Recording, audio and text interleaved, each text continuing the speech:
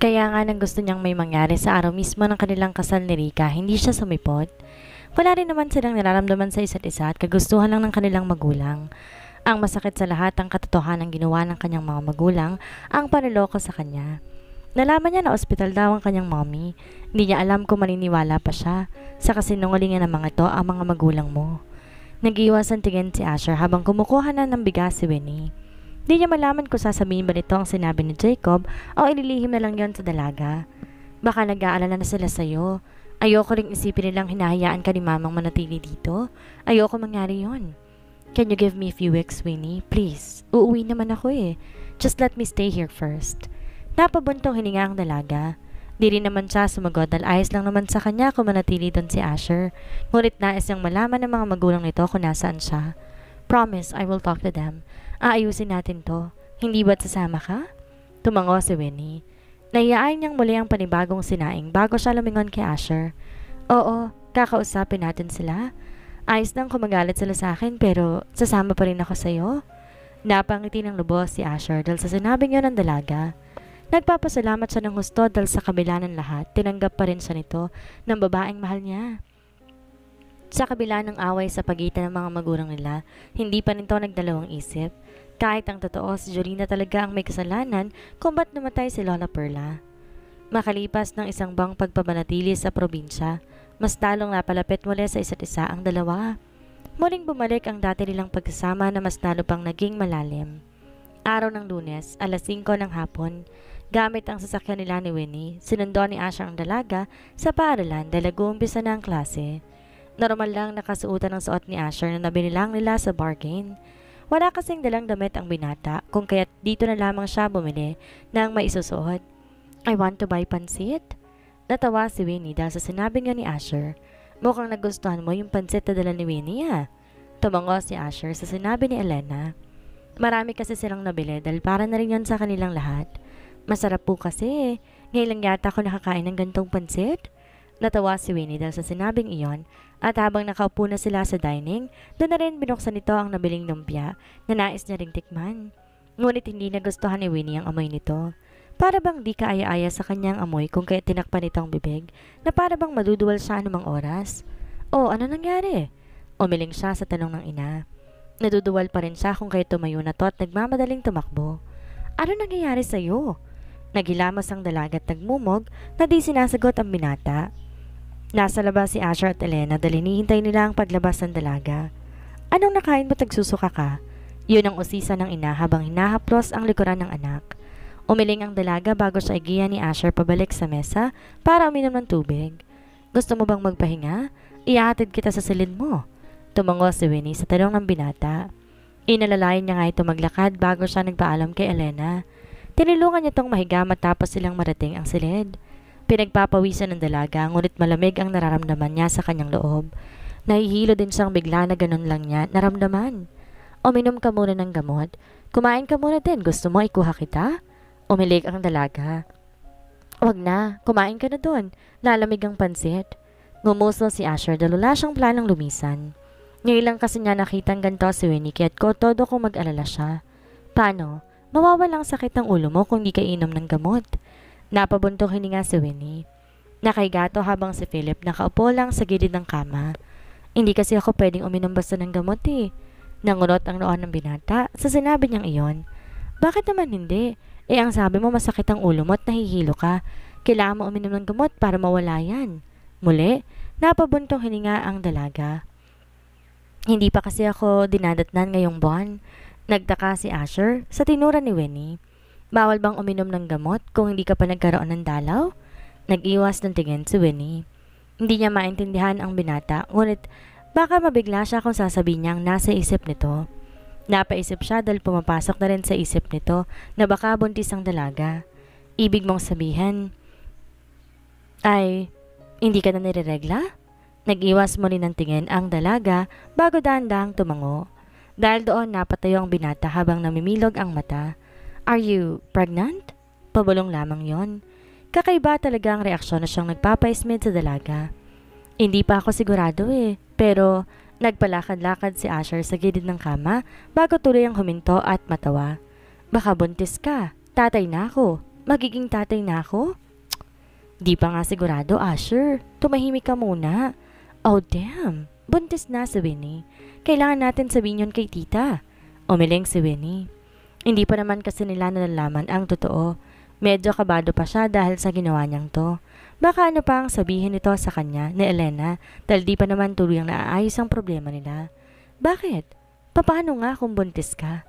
Hindi sumagot ang dalaga bagkus muli niyang nilihis ang paningin nito. Ngayon na niya naramdaman ang pakiramdam ni Grace noon. Asher, kapwa nila nilingon ang ginang na medyo kabado pa dahil sa napag-usapan nila kanina.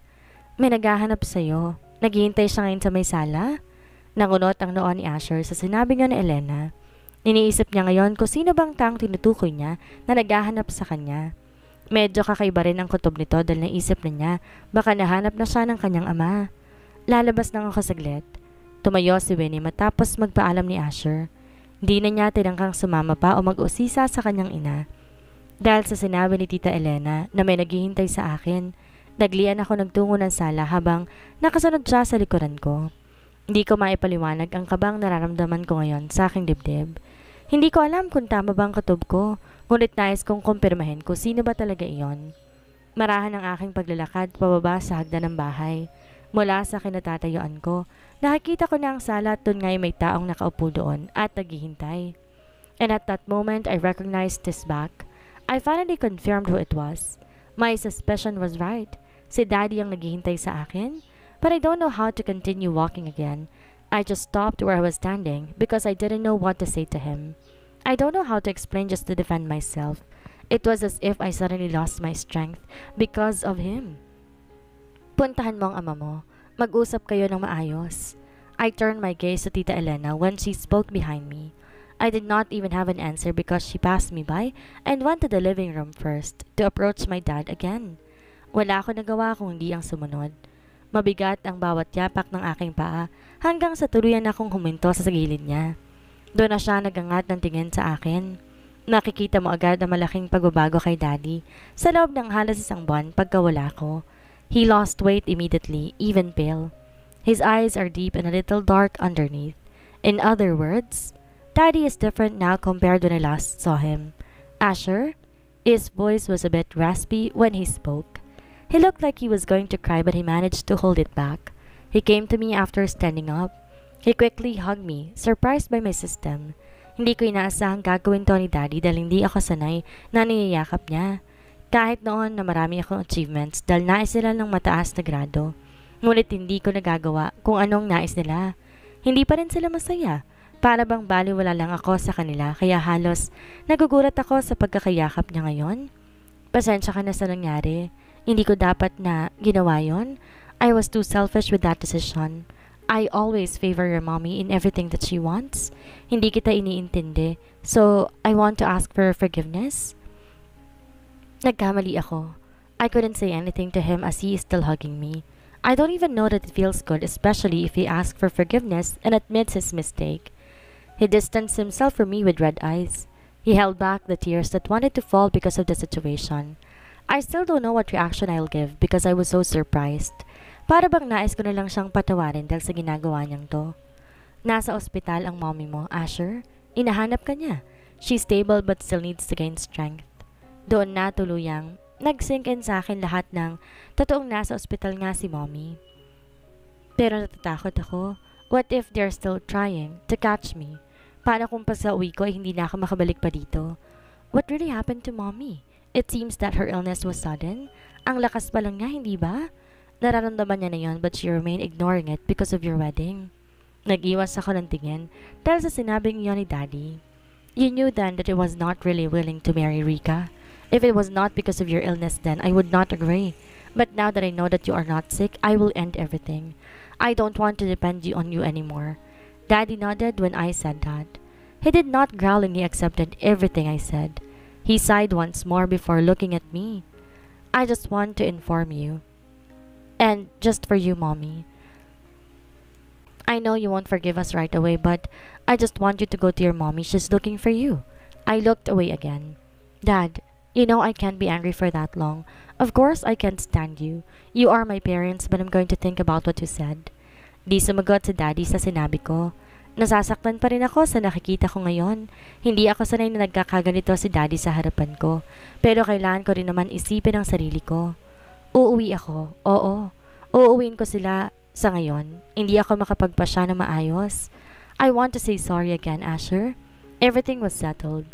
Nagpa-interview na ako tungkol sa nangyari at sinabi kong lahat ng totoo.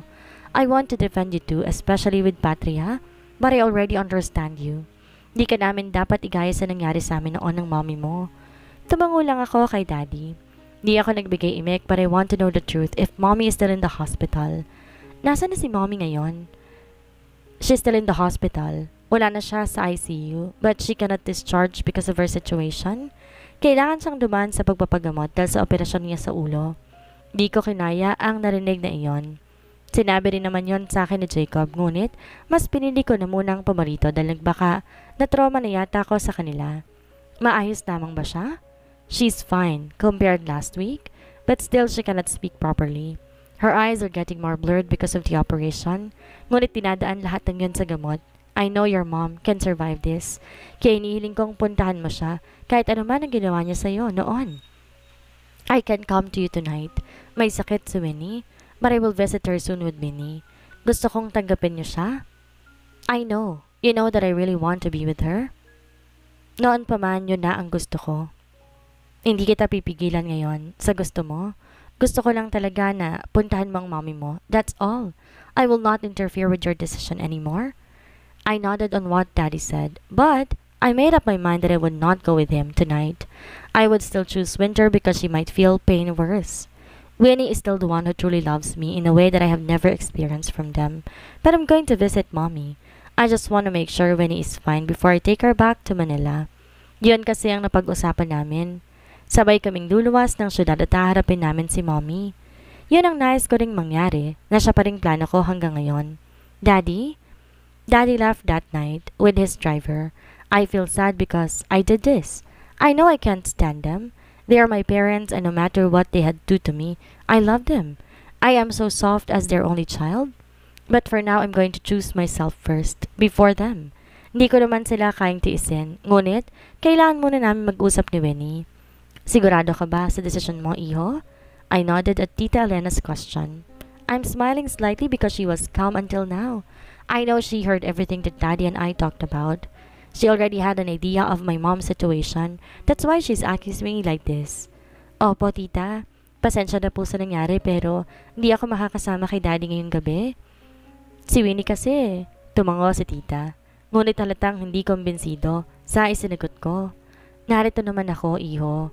Darating na rin si Henry. Maya-maya lamang. Kung ano mang nararamdaman ni Winnie, lilipas din yan kinabukasan. I am ready about this question.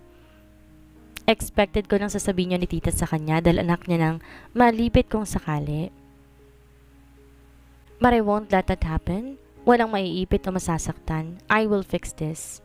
Yeah, I know. Pasensya na kung di ko sinabi ka agad. I am not that sure if she's really sick that time. Ganon din kasi ang ginawa ni Daddy noon noong mga panahong ipapakasal nila ako kay Rika. Hindi ako naniwala agad sa kanila.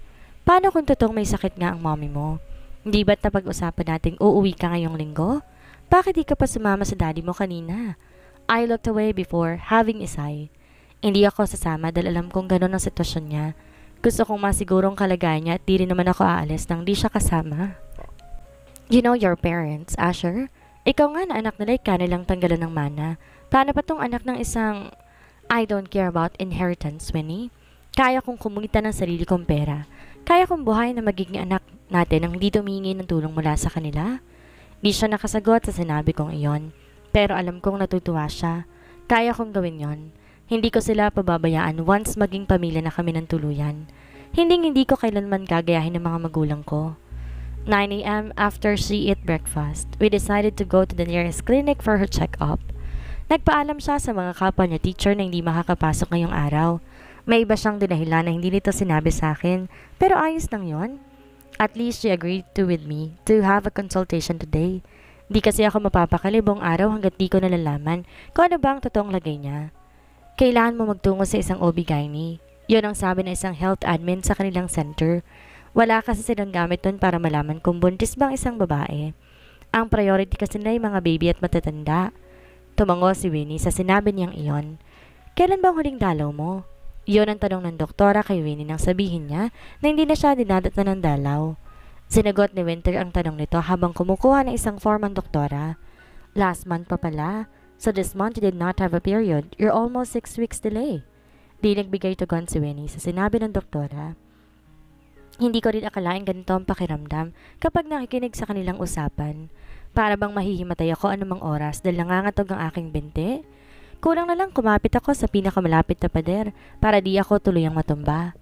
Have a seat first, Mr. Namumutla ka. Kinakabahan ka ba? This is just check-up. Paano pa kaya kung manganganak ng asawa mo? Napamura ako sa aking isip. Hindi ko alam kung ano mangyayari sa akin oras dumating na ang araw na yon. Kinakabahan akong nahaluan ng pananabik. Naupo nga ako matapos tanungin ng OB si Winnie. Inilok niya tong mahiga sa isang patient bed para doon suriin ang kanyang tiyan. May kung ano siyang ginagamit ngayon na siyang nakatutok sa tiyan ni Winnie. Makikita sa screen ang di ko maintindihan na imahe habang iniikot ng OB ang maputing bagay na hawak niya. This is a small blood over your bump, she commented while looking at the screen. And that blood will be forming within 2 months as a fetus. Napamaang ako sa sinabi ng OB habang nakatingin sa screen. Kung gano'n yon ang anak ko? Congratulations, you're 6 weeks pregnant. Yun palang rason kung bakit lagi na lang nagsusuka si Winnie ng umagang yon. Binigyan siya ng kanyang OB ng mga vitamins para sa kanyang pagbubuntis at sa baby. Pinayuhan din si Winnie tungkol sa mga bawal kainin at pwedeng kainin ng mga buntis. Bawal din mo nang magbuhat na mabibigat at iwasang ma-stress dahil hindi yan makakabuti sa bata. Pwede na ba natin itong sabihin kay tita? Matagal bago siya sumagot sa tanong kong iyon. Para bang di niya yun masagot sa kadahilanan na ayaw muna niyang ipaalam sa kanila. Bigla akong kinabahan. Alas 7 sakto na magbiyahe kami pa Manila. Ang sabi ni Winnie gusto niya nakaupo siya malapit sa bintana. Wala namang problema yon dahil mas okay nang naroroon siya upang di siya masagi ng ilang pasahero. Mahigit 4 na oras ang biyahe kaya halos mahilo ko dahil di ako sanay sumakay ng bus. Si Winnie naman natutulog lang at talatang komportable sa pwesto niya. Pagkababa nga namin, halos magsuka ako sa isang poste na pinalalabutan ng mga trash can. Mahimbing na natutulog ang kanyang ina habang nasa gilid naman si Richard, ang daddy ni Asher. Jacob is still with them dahil hindi naman din siya gaanong abala. Si Winnie naman tahimik lang na nakatayo sa gilid ni Asher habang nakatingin sa ginang. Di niya akalain na ganito pala ang sitwasyon ni Jolina. Ang alam lamang niya nasa ospital ito, ngunit hindi naman ganoon kalala ang lagay niya. It's good that you visited your mommy, Asher. Siguradong matutuwa siya oras na magising to. Maging tinig ng kanyang ama na hahaluan ng galak. Natutuwa din kasi to na makita si Asher na dinalaw ang kanyang ina. Kahit marami silang di magandang bagay na nagawa, hindi pa rin talaga siya nagtanim ng sama ng loob. I told you, I will still visit mommy. I just need a little time. His daddy nodded to what he said. He stood up from where he was sitting to greet Asher with a hug. I am really sorry for what happened. We made a big mistake with you, especially with Winnie. Masyado namin kayong hinahadlangan dalawa. Asher sighed while Winnie remained silent. Naiintindihan naman siya ni Winnie. Ganon kalawak ang pag-iintindi nito na kahit gaano kalaki ang ginawa mong kasalanan sa kanya, mapapatawad ka nito ng walang kahirap-hirap. Lalo na ngayon sa sitwasyon nila, di talaga inaasahan ng dalagang ganito ang bubungad sa kanya. Halatang matinding paghihirap ang naranasan ni Jolina dahil sa dumabong sakit sa kanya. Bumagsak ang katawan nito kumpara sa nung malusog pa siya. Wala rin ang mahaba nitong buhok dahil panigurado, kailangan siyang kalbuhin for the surgery. Kamusta na po ang lagay ni tita? Nabaling ang atensyon ni Richard sa tanong ni Winnie. Tipid siyang ngumiti bago tiningnan ang asawa. Ang sabi ng doktor, mahina pa ang katawan niya. She still needs chemo at mananatili pa siya na ilang linggo dito. Depende sa lakas ng kanyang katawan. Di na nagbigay ng imik si Winnie. Natoon na lamang ang paningin nito sa ginang, naratang malalim pa rin ang pagkakatulog. Hindi malaman ng dalaga kung ano ang sasabihin niya. Hindi rin ito alam kung paanong aaluhin si Asher dahil siguradong nasasaktan din to sa nakikita. Gayunman nagdesisyon pa rin si Winnie na manatili muna sila sa ospital habang nagpapagaling ang mommy niya. Ihahatid kita sa probinsya, Winnie. Kung ayos lang yun sa'yo? Nakatingin lang ang dalaga sa binata matapos niyang sabihin iyon. Nagpaalam na sa Jacob kanina pa dahil tumawag ang asawa nito. Si Richard naman may inayos lamang saglit, kaya't silang dalawa muna ang naiwan na nagbabantay kay Jolina. Sa'yo ba? Ayos lang ba yun sa'yo? Mabilis namang umiling ang binata. Siyempre, hindi. Pero baka masyado kang ma-expose dito sa ospital. Ang baby natin baka makasagap ng sakit. Mananatili muna ako sa inyo. Doon muna ako habang nagpapagaling ang mommy mo. Are you sure? Paano ang pagtuturo mo? Bumuntong hininga si Winnie bago tipid ng ngumiti.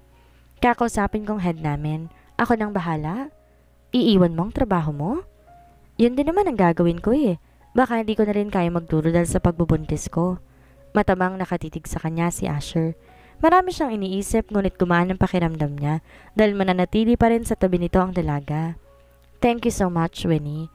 Alam mo naman na sa'yo lang ako kumukuha ng lakas. Hindi ko kaya ito but you're here. Salamat sa pagtanggap sa akin kahit puro problema lang ang dala ko. Natawa lang ang dalaga sabay iwas ang tingin. Lahat naman tayo may kinakarap na problema. Malalagpasan din niya ng mommy mo. Kilala mo naman siya.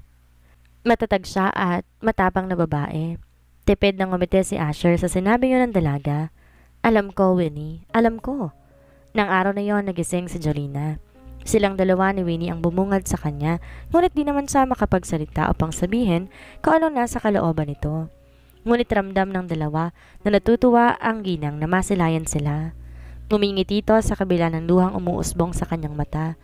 Dahil na rin sa kondisyon niya, naapektuhan ng sakit nito ang kanyang mata. Medyo lumalabo pero nakikita niya kung sinong kaharap niya.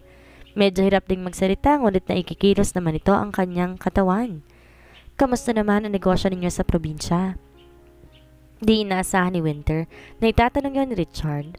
2 araw na silang nasa ospital. Umuwi naman na si Winnie sa mansyon nila Asher para doon magpahinga at matulog. Pero ngayon may dala siyang pagkain para sa mag-ama. Ayos lang po, medyo matumal. Tumango si Richard sa sagot ng dalaga. Para kay Richard, ayos lang kung si Winnie ang magustuhan ni Asher. Noon pa may magaan na ang loob ni Richard dito kaya di siya masyadong humahadlang sa dalawa. Itong asawa lamang talaga niya ang kanyang iniintindi dahil ayaw na rin naman niya ng gulo sa pagitan nila.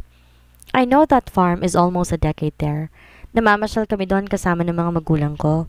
Your Lola Perla is still young when I first saw her.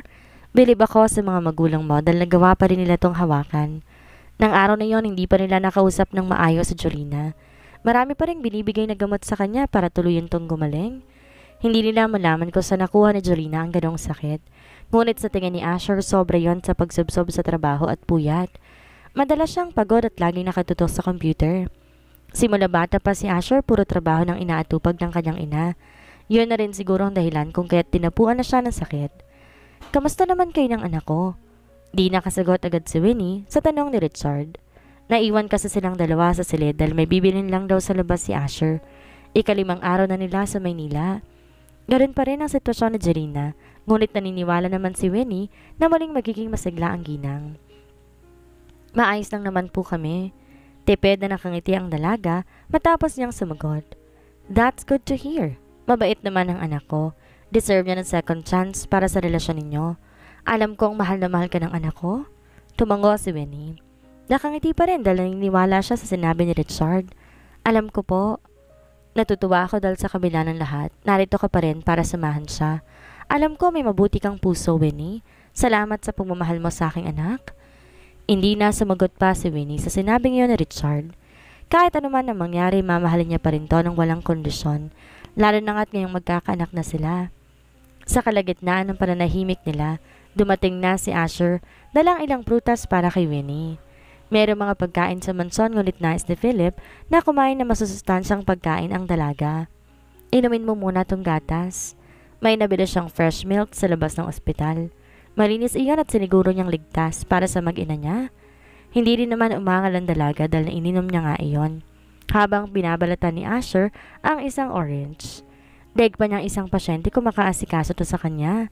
Mas naging maingat din lalo ang binata dahil hindi niya nais na may mangyaring masama sa dalaga.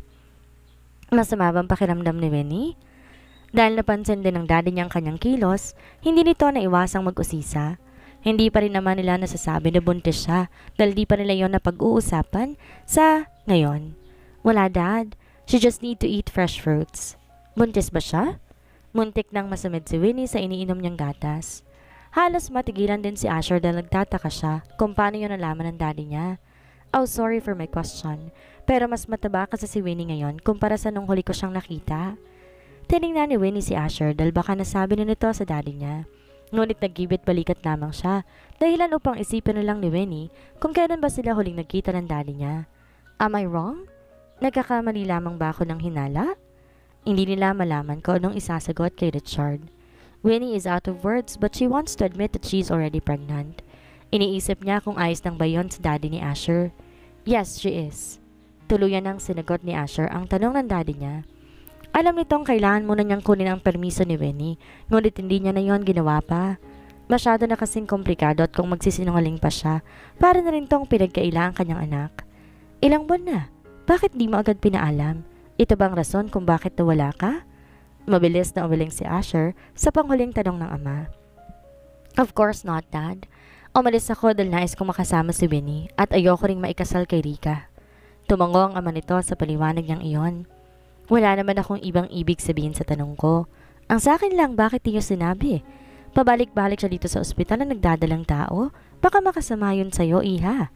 Hindi makapagsalita si Winnie sa sinabing iyon ng daddy ni Philip. Nahihiya siya na hindi nito may paliwanag kaya may nabuti niyang manahimik. This is not the right time to tell about her pregnancy. Naiintindihan ko naman si Winnie dahil maging siya, hindi ito nais paalam. Why? Kunot ang noon ni Richard sa sinabi ng anak. Di naman porket ganyan ang kondisyon ng mommy mo, hindi mo na ipapaalam. Apo namin yan. Sa sinabi ni Richard, tila ba gumaan bigla ang nararamdaman ng dalawa. Naisip nila natanggap nito ang bata at wala anong bang bakas ng galit sa kanyang mata. Pasensya na po, sir. Wala po kaming balak na patagalin to. Sasabihin din naman namin pero kumukuha lang kami ng magandang tsempo. Nangiti si Richard bago to tumango. Do not call me Sir Winnie. Pwede mo akong tawaging tito o daddy. Kahit anong tawag, wag lang yung formal. Kung saan ka mas komportable. Di maiwasang mangiti ng dalaga sa sinabing niyo ng daddy ni Asher. Marami pa silang napag-usapan sa pagbubuntis nito, maging ang pananatili nila sa Maynila. Napag-usapan nilang mananatili muna sila sa mansyon habang di pa nagiging maayos ang lagay ni Angelina.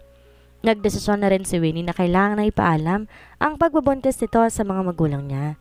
Alam niyang medyo huli na siya dalang siya nito ay magdadalawang buwan na ngayong buwan. Ngunit nasisiguro naman ang dalaga na maiintindihan siya ng kanyang mga magulang. Alam ko, anak. Hindi naman magbabagong kilos mo kung hindi ka buntis. Mula sa video call yun ang isinagot ni Elena matapos sabihin ni Winnie na hindi siya dinata ng dalaw noong nakaraang buwan. Nasabi rin ni Winnie na pag-check up na ito at ang lumitaw na resulta ay ang pagbubuntis niya. Talaga, ma? Kung ganun pala, may ideya na kayo sa nararamdaman ko? Tumango si Elena sa tanong niyang iyon. Nasa mansyon na si Winnie dahil gabi na rin.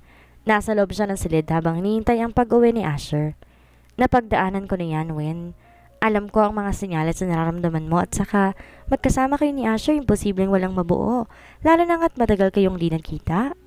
Hindi malaman ni Winnie kung ano ipapakitang reaksyon sa ina, ngunit alam niyang sandamakmak na kahihiyan ang pumapaloob sa sistema niya ngayon.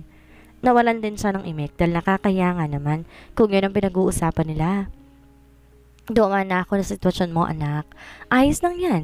Kilala ko naman ang ama. Nang gabing yon, payapa silang nakatulog dahil hindi nila iisipin pa ang pagtatago sa pinagbubuntis ni Winnie. Ngunit hindi pa rin talaga nila maiwasang mag-alala dahil sa sitwasyon ni Jolina. Naririnig mo ba ako, Mommy? Gising si Jolina nang dumating sila Asher at Winnie sa ospital. Isang buwan ang lumipas ngunit wala pa rin maayos na komunikasyon sa kanilang dalawa. Nahihirapan pa rin kasing magsalita ang ginang na siyang kinokwestiyon ni Richard sa mga doktor. Pinaliwanag nila na maaaring maapektuhan ang pananalita nito. Para bang naninigas ang kanyang dila kung kaya't nahihirapan siya magsalita. Nasabi din ng doktor na baka hindi nito kinakaya ang ilang gamot na binibigay sa kanya. Mahina kasi talaga ang katawan ng ginang, ngunit patuloy pa rin siyang ginagamot ng doktor na umahawak sa kanya. Nagsimba pa kasi kami ni Winnie eh. Naghanap rin kami na magaling na OB para sa baby. Nakatingin lang si Jolina kay Asher habang sinasabi yon. Nasabi naman ng daddy niyang nabanggit na nito kay Jolina ang pagbubuntis ng dalaga. Umaakat na si 3 buwan ang siya ng dalaga, ngunit hindi pa naman yon gaanong kalakihan dahil na rin magta3 buwan pa lamang ito. We have a baby, Mom. I am excited to hold my baby. I hope you're happy for us. Nakita ni Asher ang pangiti ng ginang. Dahan-dahan siyang tumango na para bang pinapatid niyang natutuwa siya para sa kanila. Dahil doon di mapaliwanag ni Asher ang nararamdamang saya. Naluluha siya at di niya napigilang yakapin ng ina. This is not a normal scenario for him. Hindi niya nga matandaan kung kailan niya huling nayakap ang ina. But now, he is totally happy. Alam niyang tanggap na sila ng kanyang ina na matagal niyang inaasam noon pa man. We can still operate the museum, right? Kailan bang exhibit? Narinig ni Winnie ang pag-uusap ni Asher at ng daddy niya. Nasa gilid kasi ito ni Jorina habang pinapanood si Yaya Corazon na punasan ng basang tawel ang kamay ng ginang. Mahimbing na natutulog ang ginang, kakatapos lamang niyang kumain at uminom ng gamot. Di pa rin sila gaano nakakapag-usap at di rin naman sumusubok si Winnie. Nakausapin ba ito? Nahihiya kasi siya at para bang wala siyang lakas ng loob na magsalita sa harapan ni Jorina. Tumayo si Winnie at tumapit sa dalawang nag-uusap dahil na hindi na rin naman niya kayang manahimik na lamang. Kaya ko po magpinta. Sabay na palingon na mag-ama matapos nang sabihin niya ni Winnie. Ngunit umiling si Asher dahil hindi siya sang-ayon sa gagawing pagpepresenta ni Dalaga. No, Winnie, you are not allowed to do this favor. Kaya ko, Asher. Wala ka bang tiwala sa akin? Hindi sa ganon. Malaking painting ang kailangan nila at hindi lang yun basta dalawa, it's almost 5. I can. Napapikit si Asher sa sinigot ng Dalaga. Alam niyang may talento na si Winnie sa pagpipinta. Matagal na niyang didiscover yon. Alam niyang namana niya sa kanyang ama na si Henry. Are you sure, Iha? Hindi ka ba mahihirapan? Ngumiti si Winnie at umiling sa tanong ni Richard.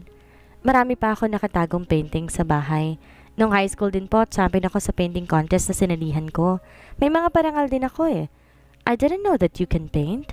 Tipid na ngumiti si Winnie. Hindi ko lamang po itinuloy. Mas nag-focus po kasi ako sa gusto kong kurso. She has a lot of talent, Dad. Pati sa boxing, pwede talaga siya. Na sumali dahil sa lakas ng sapak niya. Asher crossed his arms about the topic of paintings. Hindi pa rin kasi talaga siya sang-ayon at pag-uusapan pa nila yon mamaya sa manson. Iniisip pa lang naman kasi ni Asher ang kondisyon niya dahil buntis nga ito. Baka makasama pa yon sa kanya dahil baka bigla siyang ma-pressure na magdadala ng stress sa kanyang sistema. Alas 7, nang lumisan sila ng ospital para makapagpahingan na si Winnie. Sumabay na si Asher sa pag-uwi dahil di pa rin siya makapag-move on sa pagpresenta ni Winter sa gagawing exhibit doon sa museum nila. Di ako pumayag na magpresenta ka. Dapat kasama ko sa desisyon mo.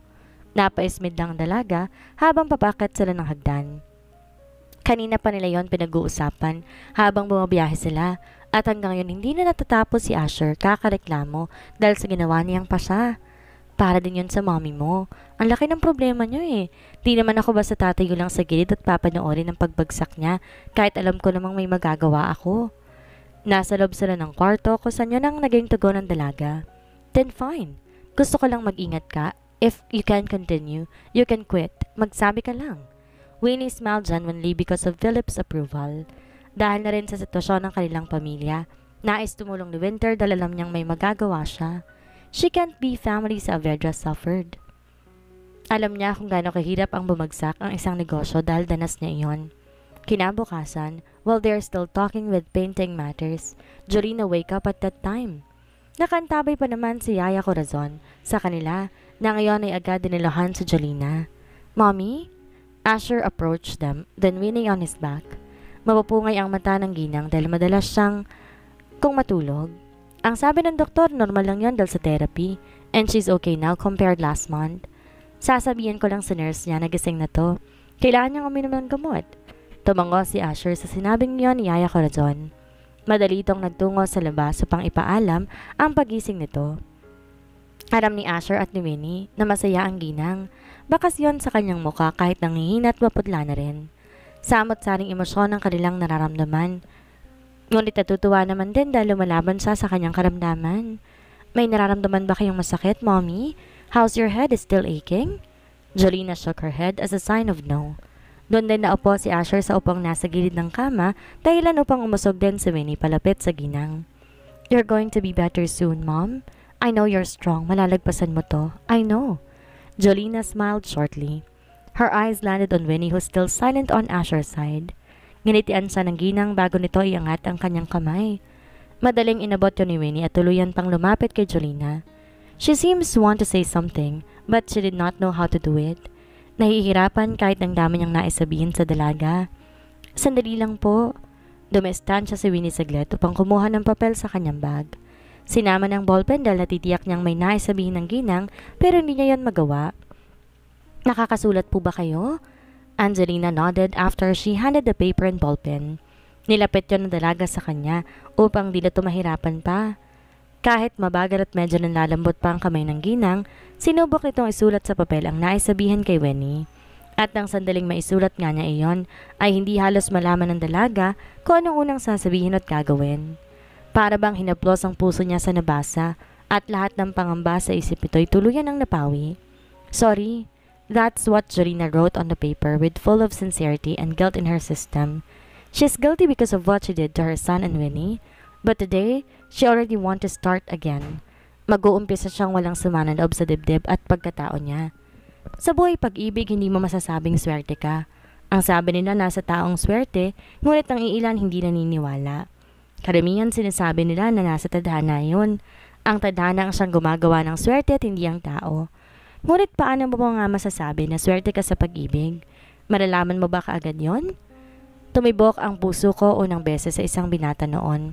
Akala ko, siya na, dahil madalas ko siyang makasama simula bata ako hanggang magkaisip. Akala ko, swerte ako dahil meron akong siya. Ngunit nagkamali ako dahil ang pagtibok ng puso ko noon sa binatang yon hindi pag-ibig, kundi paghanga lamang pala. Dahil ang tunay na pag-ibig nararamdaman ko sa isang binatang hindi nagbigay ng swerte sa akin noong unang beses kami magkita. Malas man ako sa mga sunod-sunod naming pagkikita, nagkaroon pa rin ng kakaibang pakiramdam ang puso ko sa kanya. Sa araw-araw namin pagsasama, hindi ko namamalayan, unti-unti na akong nasasanay sa ugali niya. Hanggang sa hanapanapin ko ang kakulitan nito at bawat ngiti niyang hindi ko akalaing makapagpapasaya sa akin. Si Asher ang siyang dahilan kung ba't hindi ako nasaktan ng husto nung maghiwalay kami ni Calix. Kinumpronta niya ako at pilit sinasabi ang aking kahalagahan. Dumating kami sa puntong nagkaibigan kami. Hindi ko inaasahan. Hindi ko rin naman naisip na mahuhulog ang loob ko kay Asher. Alam kong sa unang kita ko pa lang sa kanya, mabibighani ka na dahil nga gwapo ito. Medyo bad boy ang datingan niya, ngunit hindi ganon ang nagugustuhan ko noon. Sino bang mag-aakala? Naiibig ako sa isang certified bully ng Fatima. Yung lalaking walang ginawa kundi asarin ako at ipahiya sa buong universidad. Siguro nga ganon ang aming umpisa. Natutuwa ako tuwing naalala ko yon dahil isang magandang alaala ang pagkikita namin. You made it. I turned my gaze on my back. Naroon para si Asyong na ngayon nakatingin sa painting na natapos ko. Na isang malaking conservatory room kami. Ito yata ang huling painting na natapos ko sa mga 5 nagawa ko. And this is the biggest one. Ito kasi ang hinihintay ng mga iilang dumadayo sa museum and it took 2 days after I finished this. Hindi ako nahirapan dahil may inspirasyon ako. Iniisip ko lahat ng mahalagang bagay sa akin, ang mga importanteng tao sa buhay ko na ngayon nagpapanatiling matatag sa akin, ang anak ko, si Asher at ang pamilya ko. I'm inspired by Lola Perla. I know she's watching me while I'm doing this. Alam kong nakikita niya ako at natutuwa siya dahil sa ginawa kong obra ay makikilala na. I made a dream when back 20 years. I'm getting to use paper and color paint when I'm still a kiddo. Ang sabi ko nun kay Lola, magiging sikat ang mga gawa ko. She still believed and support me. Every drawings that I finished. I love you. I was speechless while I'm still lying. Wala akong masabi dahil yun palang iniisip niya. Salamat at bumalik ka ulit sa akin. Thank you for staying by my side in my worst time. You're still kind even our situation turns upside down. Sobrang swerte ko. At bago sumampa si kasiyam na buwan ng aking tiyan, dumating sila mama at papa para mabisita ako. Nakakausap ko lang sila noon sa video call. Dahil hindi pa stable ang lagay ni Mrs. Saavedra, hindi sila nagpasyang magtungo dito. Ang sabi nila, luluwas sila kung maayos ng lahat at ngayong araw na nga mismo ang kanilang pagbisita sa akin. Tumawag sa amin kanina si Asher. Umihilom na raw ang tiyan mo. Iyon agad ang tanong ni Mama. Sumasakit na nga akin tiyan simula pagkagising ko. Pero wala pa namang lumalabas sa akin kaya kinakalma ko muna ang aking sarili. Kanina pa rin tawag ng tawag si Asher kay Mama dahil panay tanong ito kung nasaan na. Pinasundo na nga lamang sila ni Asher sa terminal dahil hindi niya ako nais na maiwan dito. Although may kasama naman ako, si Tito Richard at Yaya Corazon. Nasa gilid naman sila ni Mrs. Avedra dahil nagpapahinga ito. Katatapos lang ng treatment niya kanina at ngayon, paunti-unti na siyang nakakapagsalita. Masaya ako dahil nagiging mabuti na ang lagay ngayong malapit na akong mga anak. Masakit na masakit ba? Umiling ako sa tanong ni Mama. Nasa hardin kami. Ayoko kasi doon sa loob dahil pakiramdam ko napakasikip. Gusto ko kasi na sariwang hangin para hindi ako ganong pagpawisan. Dahil di rin naman ganong kalayo ng ospital. Narating namin agad yon kung sa nagmamadaling lumabas si Asher. Daig pa niyang may emergency kung kumilos kaya ang may ilang staff na nasa ospital agad na lumapit sa kotse. Ngulit nang makitang pababa na ako, doon sila tuluyang huminto. Nakita yata nilang maayos lamang ako at itong si Asher ang mukhang manganganak. Masakit na ba ang tiyan mo? Kaya mo pa ba? Tumango na lang ako sa tanong ni Asher. Ganyan talaga siguro mga lalaki kapag sobrang pag-aalala. Si Reese kaya, anong naging reaksyon niya? Nanganak na si Grace last month. Lalaki ang anak niya. Wala na akong balita tungkol sa kanilang dalawa ni Reese. Dahil tuwing nag-uusap kami sa cellphone, nagkakamustahan lamang kami. Nasa probinsya kasi ito at tumigil na rin sa pagtuturo. Kumalma ka lamang, iho. Nagle-labor pa lamang ang anak mo. Hindi pa siya manganganak. Pilit nang umiti si Asher sa sinabing iyon ni Mama. Pumasok na nga kami sa loob at doon sinalubong kami ng isang doktor at sinabi niya na tumawag sa kanya ang aming OB. Mabilis na umapila si Asher nang malaman niyang siya ang magpapaanak sa akin. Lalaki kasi yun para medyo matanda kay Papa pero mukhang bihasa. Ang kaso lang halos kwelyohan na ni Asher yon dahil sa sobrang pikon niya. Idagdag mo pang nag-aaral na siya kaya hindi na rin to mapigilan ang sarili. Lalaki ka at babae ang asawa ko. Sa tingin mo ba, papayag akong ikaw ang kasama niya sa loob ng delivery room? Inawakan siya ni Papa habang kinakausap. Kumalma naman siya bago dumating ang kaibigan nito na sa Jacob. Stop making scandal here. Nasa ospital ka, nakasimangot pa rin si Asher. Hindi ako kakalamuin hanggat hindi lumalabas ang anak natin. Kung may lakas akong sapakin siya, ginawa ko na para matulog lamang siya kahit mga 20 minutos. Ang kaso lang napangiwi ako sa walang tigil na pagkirot. Lalo pang nagpanik si Asher at hindi nito alam kung lalabas ba siya o hahawakan ako. Kung di ko lang siya sinamahan ng tigil, hindi siya aayos. Lababas ka na, Asher. Doon ka na lang maghintay. Sa totoo lang baka mas stress pa ako kay Asher kung ganito siya. Pero imbes sumunod na natili lang siya doon. Pero medyo di na gaano nagtanong sa akin. Inaasikaso na ako ng midwife dahil kakaiba na talaga ang pananakit ng tiyan ko. May kakaibang lumalabas na rin sa akin kaya naman pagkahiga ko may ini-inject na siya sa akin. Ilang segundo lang nang maramdaman kong parang kusa akong umiire. Para bang nagbibigay tulong sa akin ang tinusok niya dahilan para hindi na ako mahirapan? Mahigit 10 minuto lang ang panganak ko. Masasabi ko na worth it lahat ng pagod ko matapos ko marinig ang pag-iyak ng bata. It's a baby boy. Alam naming lalaki siya kahit nakapag-isip na rin kami na ipapangalan sa kanya. Jerome's Asher. Speak while looking at our baby. Jerome Braden. Yon ang buong pangalan ng aming anak na lalaki. It is nice to see him and hold my baby for the first time. Parang lahat ng sakit at pagod ko'y tuluyang humupa dahil lamang sa nahawakan ko na siya. Kakaiba pala talaga ang pakiramdam ng may anak na at alam kong nag-uumpisa pa lamang kami. Marami pa kaming kakaharaping magkasama sa mga susunod pa na araw. 1 buwan na ang lumipas simula ng mga anak ako. Nanatili si Mama sa tabi ko na siya namang pinagpapasalamat ko. Maayos naman na sila. Natutuwa na ako na nawala na ang gulo sa pagitan ng mga magulang namin. Si Mrs. Jorina ay bahagyang nakalakad at unti-unti na bumabalik sa labas niya. But she's still using wheelchair dahil hindi pa naman ganong katibay ang tayo nito. Maraming naapektuhan sa kanya simula na magkasakit ito at maoperahan. Ngunit sa kabila noon, nanatili pa rin siyang matatag at nagpapatuloy sa pagpapagaling. Can you please put my grandson on my lap? Nasa silid kami ngayon ng baby. Narito si Mrs. Jolina dahil gusto niya daw makita ang apo niya. She always wants to carry him but she might scared to hurt him. Pero inalalayan naman siya ni Mama para mahawakan niya to na maayos. Dahil 1 buwan pa lang si baby, mahihirapan ka talagang kargahin to dahil kailangan mong mag-ingat. He is handsome. Yun ang komento nito. Totoo na gwapo ang anak ko. Yung feeling na dinala mo ng halos 9 na buwan, pero ngayon na lumabas na siya, ang tatay lamang nito ang kamukha?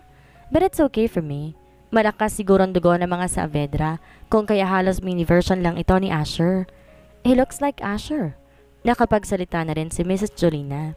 Ngunit mabagal lang na sakto lamang na maiintindihan mo. Samang-ayon naman si Mama sa sinabi nito. Sa loob nga ng 1 buwan, di ko man lang halos nahawakan ng anak ko dahil pa na yon na kay Mama o kaya kay Asyong. Matapos nun, kukunin na rin to ni Tito Richard. Baby pa lang ang anak ko todo na to sa pagka-spoiled. Parang nakikita ko na tuloy ang mangyayari pagkalaki ng anak ko. Si Papa Henry naman ay tumango kahapon pabalik ng probinsya. Hindi naman kasi niya maaaring abandonahin ng tuluyan ang farm. Masasayang ang mga bulaklak na nakatanim doon. At baka malugi na naman itong muli. Alam ko ang magiging mabait ang apo ko. Seryoso si Mrs. Jolina habang nakatingin sa aking anak. Nakaupo pa rin to sa wheelchair. Kung saan nasa likuran nito si Tito Richard. Yes, for sure. Sumang-ayon si Tito sa sinabi ng asawa. Natutuwa ako na masilayan sila na kinagigiliwan nilang aking anak. Dati pangarap ko lang na matanggap nila ako. Di ko lubos maisip na darating ang araw na to, na magkakaayos sila at matatanggap nila ako bilang parte ng kanilang pamilya. Siguro nga ito ang pinakamalaking swerteng nangyari sa buhay ko, ang magkaroon ako ng anak at masaya at kompletong pamilya. Sa ngayon, ang hihilingin ko lang magkaroon ng malusog na pangangatawan ang buong pamilya ko, lalo ng aking anak. Dahil wala na ako mahihiling pang iba kung di yun lamang. And I know we're going to be a happy family forever. Nagkapatawaran naman na silang lahat. Alam niyang mas magiging masaya na sila matapos siyang manganak. Inayos din agad ang kanilang kasal. Dumating na rin si Mami Jorina. At gumaling. Yun ang gusto niyang ipatawag nito. At nakita ko ang pagsisisi niya sa lahat ng ginawa niya. Piniliwanag niya ang dahilan at naunawaan ko naman. Napatawad ko na rin siya. Di ko na kailangan magtanim ng sama ng loob, lalo pat mahal na mahal ko ang nag-iisang anak nito. Di naman kami naging ayos sa past, pero past na yon. Iba na ngayon. Present na aming haharapin. Sa ngayon, masaya kaming namumuhay kasama ng aming pamilya. Gumawa kami ng bahay na kasyang buong pamilya, both sides ni Mommy at Daddy, ni Asher, Mama at Papa ko, para din nila maramdamang malayo kami sa kanila. Busy man sila sa kanilang trabaho, sa bahay pa rin nila ang punta, lalo ba't pareho sila nag-iisang anak. Masarap sa feeling na magkakasundo ang lahat at masaya. Salitan sila sa pag-aalaga ng kanilang apo. Wala na siyang mahihiling pa kundi happiness ng pamilya, maayos na kalusugan, malayo sa anumang karamdaman. At dito na po nagtatapos ang ating kwento. Hanggang sa muli, maraming salamat po sa walang sawang pakikinig at suporta. Mag-iingat po ang lahat, lalo na ngayong tag-init.